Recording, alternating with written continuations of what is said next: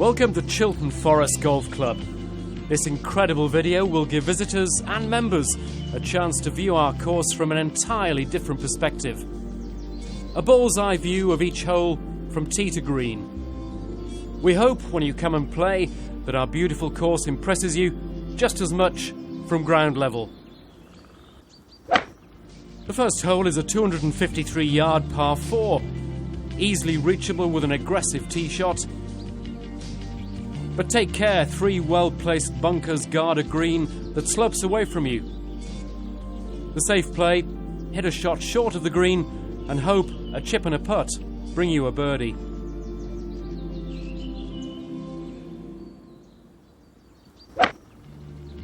The second is a dramatic hole from a high tee across a deep valley, a testing 355-yard par 4. Set the tee shot towards the left side for an approach to a green which slopes towards you. Be careful not to go past the flag, it'll leave you with a quick putt back down to the pin.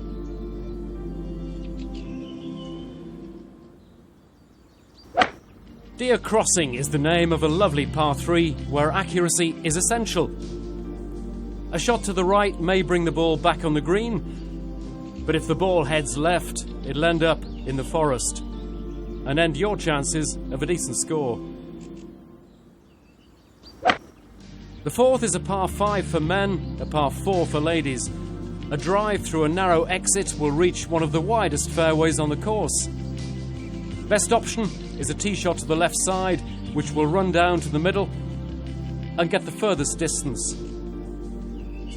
Then either lay up to avoid bunkers left and right, or if you're confident, attack the pin to create an eagle chance.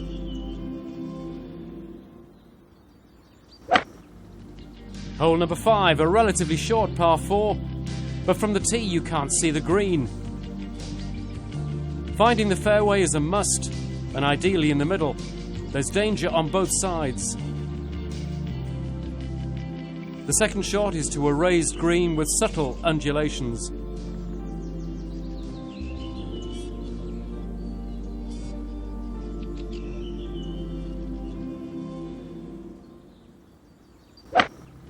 The sixth offers a good chance for a birdie.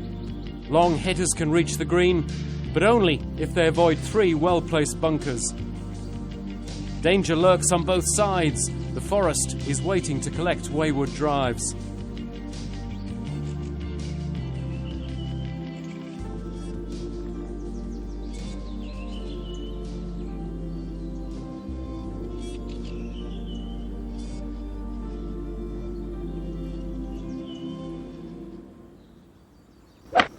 Hole number 7, a downhill dogleg to the left.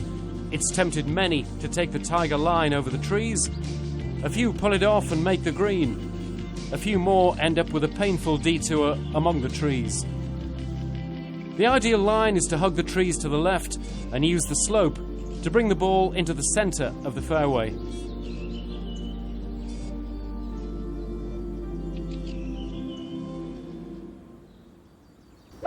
And now to the signature hole, one which no player ever forgets.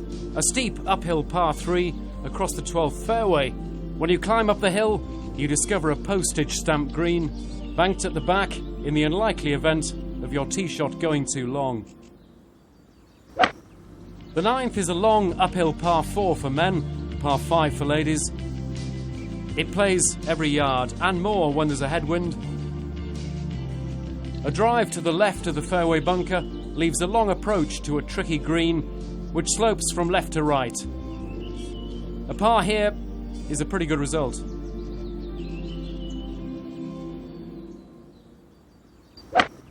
Onto the back 9. The 10th looks like a straightforward downhill par 4, but guard against pulling your tee shot left towards the out-of-bounds field.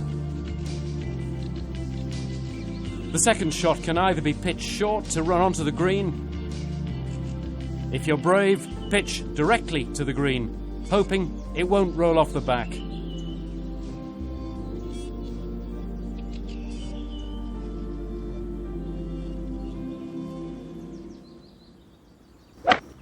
This is a fabulous hole, the green totally out of view from the tee, Out of bounds continues down the left. A large tree dominates the centre of the fairway, and a severe left-to-right slope can take your ball towards the forest. There are two options: play to the left of the tree so it doesn't impact on your second shot, or, for big hitters, go directly for the green, which is hidden in the dip beyond the tree.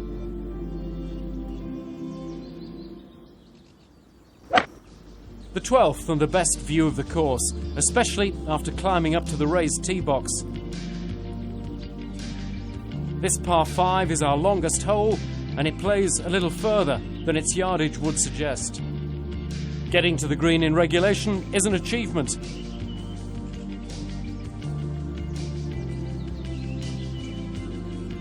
As you reach the 150 markers, you'll be all too aware of the trees to the right, which overhang your ideal target line. The green slopes right to left. If your approach shot ends above the hole, it's a tricky downhill putt.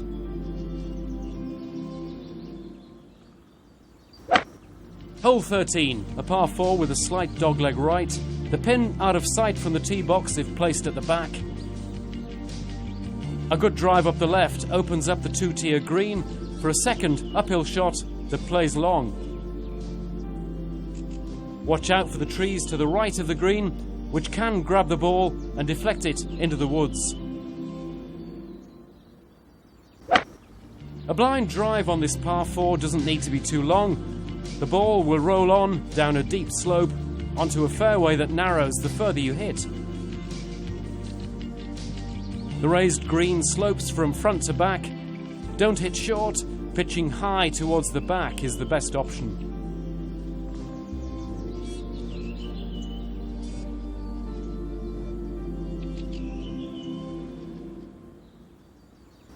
The 15th is a short par 3, just 120 yards.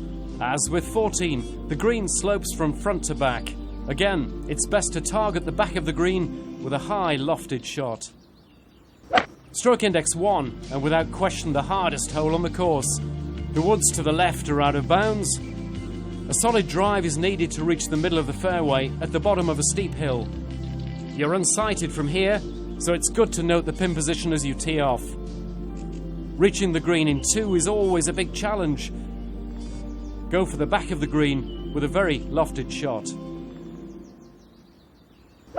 The 17th is named after Sir Henry Cotton, who played Chiltern Forest and helped shape the course.